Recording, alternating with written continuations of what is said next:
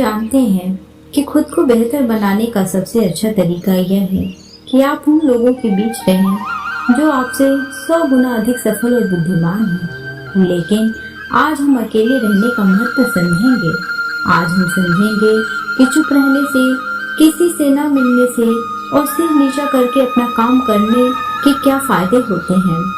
आपने Charles Darwin का नाम तो सुना ही होगा, जिसने हमें विकासवाद का सिद्धांत दिया, जिसकी सहायता से हम समझ सके कि पृथ्वी पर जीवन का जन्म कैसे हुआ।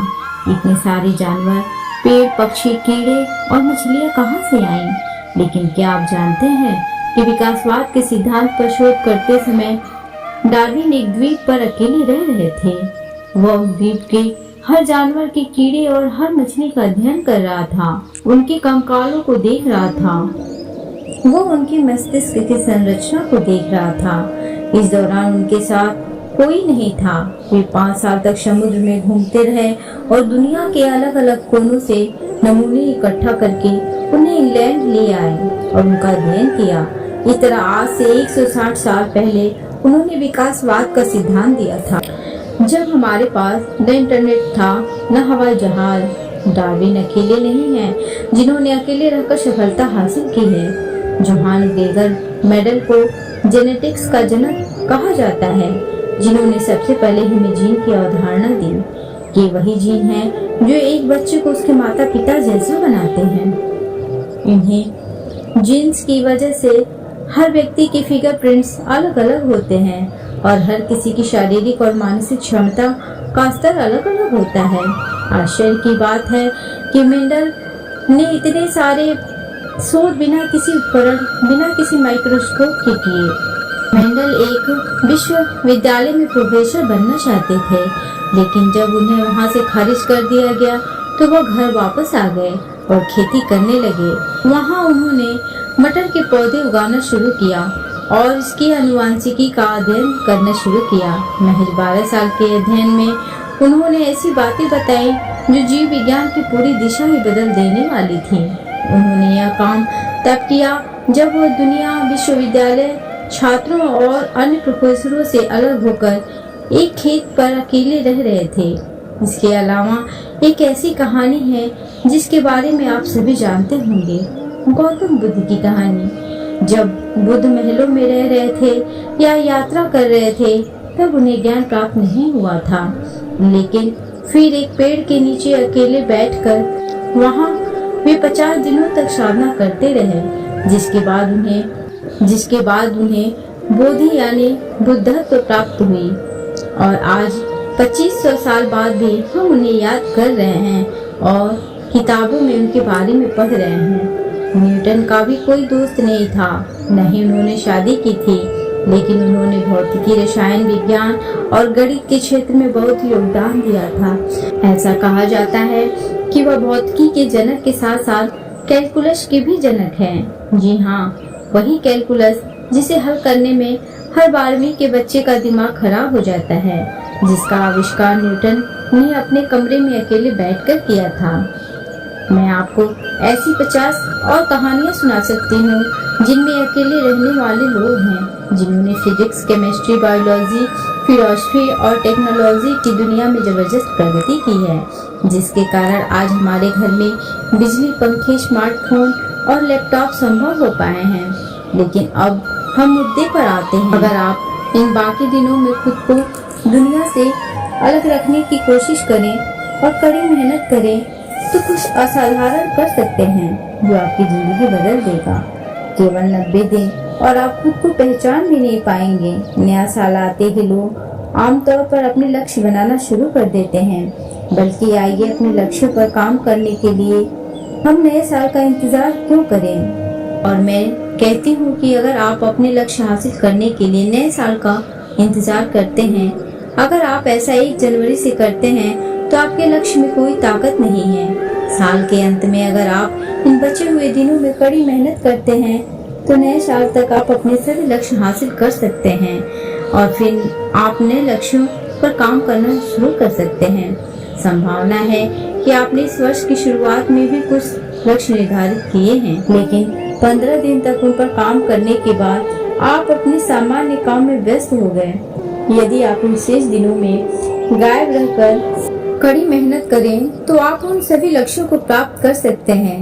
मुख्य सवाल यह है कि 90 दिनों तक अकेले रहने के बाद क्या करें। क्या गौतम बुद्ध की तरह ध्यान करने से आपको सब कुछ मिल जाएगा या फिर आपको डार्विन की तरह प्रयास करना होगा। तो आइए हम आपको उन 3 चरणों के बारे में बताते हैं जिनकी मदद से आप अपने लक्ष्य हासिल कर सकते हैं। इस विधि को 1 से 4 विधि कहा जाता है। 1, सबसे पहले आपको अपनी एक बात के बारे में सोचना होगा। अगर आप 10 काम करने की सोचेंगे तो कुछ नहीं कर पाएंगे। फोकस तभी संभव है जब वो एक काम पर हो, न कि 10 कामों पर। तो सबसे पहले यह तय करें कि वो कौन सा काम है जो आपके जीवन में सबसे ज्यादा बदलाव लाएगा। क्या आप अधिक पैसा कमाना चाहते हैं या अपना शरीर बनाना चाहते हैं, या फिर किसी नई नौकरी के लिए आवेदन करें जिसमें आपको मेहनत कम करनी पड़े और पैसा ज्यादा मिले। अपनी एक चीज परिभाषित करें। 2, एक बार जब आपने तय कर लिया कि आप क्या करना चाहते हैं तो उन 2 चीजों के बारे में सोचें जिन्हें रोजाना करने से आप अपना लक्ष्य हासिल कर लेंगे। आपकी एक बात, यदि आप पैसा कमाना चाहते हैं तो आप 2 चीजें कर सकते हैं। एक नया कौशल सीखना और उस नए कौशल की मार्केटिंग करना सीखना। अगर आप अपनी बॉडी बनाना चाहते हैं तो आपके पास 2 चीजें हो सकती हैं, डाइट में सुधार और वर्कआउट। 4, एक बार जब आपने यह काम कर लिया कि कौन सा काम करने से आपकी कार सबसे तेज चलेगी, तो आपको हफ्ते में 6 दिन उस काम के लिए 4 घंटे का समय देना होगा। एक बार जब आप ये 2 काम 4 घंटे तक कर लेते हैं तो बचे हुए समय में आप अपना दूसरा काम कर सकते हैं। लेकिन सुबह उठने के बाद आपका नंबर 1 लक्ष्य होना चाहिए। आपने अपने 2 कामों को 4 घंटे देना है। 90 दिनों के अंत में आप इन दो चीजों पर लगभग 400 घंटे बिता चुके होंगे। इतना काम दुनिया को बदलने के लिए पर्याप्त नहीं है, लेकिन यह आपके जीवन को बदलने के लिए पर्याप्त है। आइए अब कुछ ऐसे टूल पर नजर डालें जो आपको लगातार बने रहने में मदद कर सकते हैं। Countdown timer.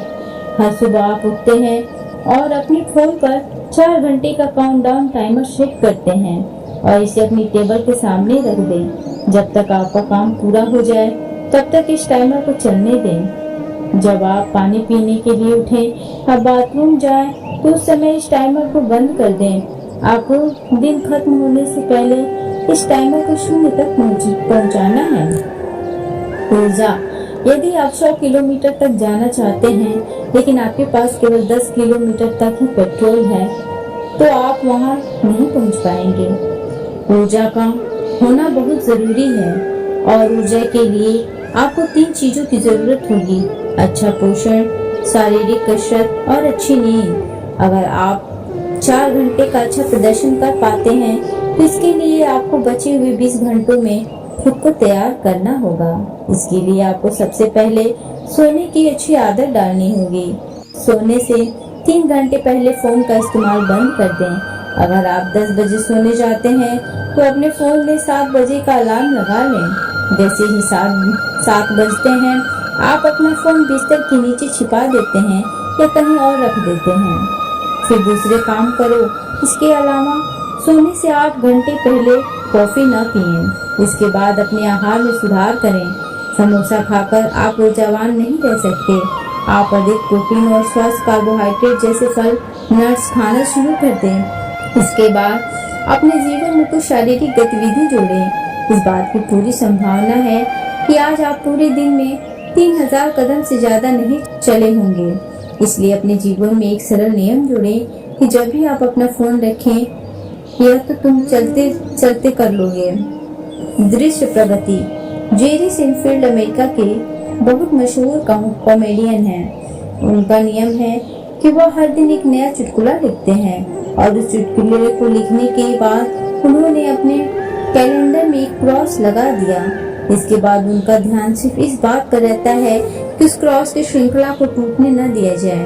अगर किसी दिन वह चुटकुले नहीं लिखते उनके कैलेंडर में एक गैप आ जाता है जिसे देखकर उन्हें बहुत बुरा लगता है, तो यह उनके लिए प्रेरणा का काम करता है। दूसरी ओर एक नया लड़का जिसका नाम ट्रेंट ट्रेशमैन है, उसने 1990 के दशक में केवल 18 घंटों में $5 मिलियन यानी 350 मिलियन की बिक्री की।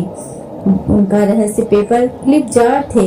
ट्रेंट ने 2 कांच के जार लिए, उसने एक जार में 120 पेपर क्लिप डाले और दूसरे में कुछ भी नहीं डाला। इसके बाद उन्होंने प्रोस्पेक्टस को कॉल करना शुरू कर दिया। एक कॉल के बाद वह जार से एक पेपर क्लिप निकालता और खाली जार में रख देता। उसका लक्ष्य सरल था, दिन खत्म होने से पहले मुझे 120 कॉल करना, भरे हुए जार से 120 पेपर क्लिप निकालने थे और दूसरे जार को भरना था। विक्रय लोग अक्सर अस्वीकृति की दर पर कॉल नहीं करते थे। कई बार तो 10 बार रिजेक्ट होने के बाद उनका हौसला खत्म हो जाता था और दिन भर घूमता रहता था। दूसरी ओर ट्रेन का ध्यान अस्वीकार किए जाने पर नहीं था, वह अपने खाली जार को पेपर क्लिप से भरने पर था। इसे विजुअल प्रोग्रेस ट्रैकर कहा जाता है। जब आपके सामने एक प्रोग्रेस बार बना होता है जो आपको बताता है कि आपने कितना काम किया है और आपको अभी कितना काम करना है, तो आप उस काम को करने के लिए और भी ज्यादा प्रेरित रहते हैं। लगभग हर प्रमुख गेम में एक ट्रैकर होता है जो आपको बताता है कि यह स्तर कब पूरा करना है। फेसबुक, इंस्टाग्राम और अन्य सभी सोशल मीडिया भी इस प्रोग्रेस बार का इस्तेमाल करते हैं, उपयोग करते हैं। वे आपको बताते हैं कि आपका अकाउंट पर कितने प्रतिशत हो गया है और कितना बाकी है। उल्टी गिनती घड़ी दृश्य प्रगति ट्रैकर को लागू करने का एक तरीका है। यह आपको एक दिन की प्रगति के बारे में बताता है, लेकिन आपको जेरी शेफर जैसे एक अन्य ट्रैकर की भी आवश्यकता है जो आपको 90 दिनों की प्रगति के बारे में बता सके। इसके लिए आप एक साधारण कैलेंडर का प्रयोग कर सकते हैं। अपने टेबल के सामने एक कैलेंडर लटकाएं और जिस तारीख को आप अपने 4 घंटे देते हैं उस पर क्रॉस का निशान बनाएं। अब बस इस क्रॉस की जंजीर को टूटने मत देना। आप अगले 90 दिनों तक ये छोटे छोटे काम करते रहिए और आप अपना नया साल पूरी दुनिया की तरह संकल्प लेकर नहीं बिताएंगे, बल्कि आप अपना नया साल अपने सपनों की जिंदगी जीकर बिताएंगे। इसलिए अपने फोन को स्विच ऑफ करके साइड में रख दें और अपनी एक चीज और 2 चीजें गतिविधियों को परिभाषित करें और काउंटडाउन टाइमर ऐप को अपने फोन के ऊपर रखें।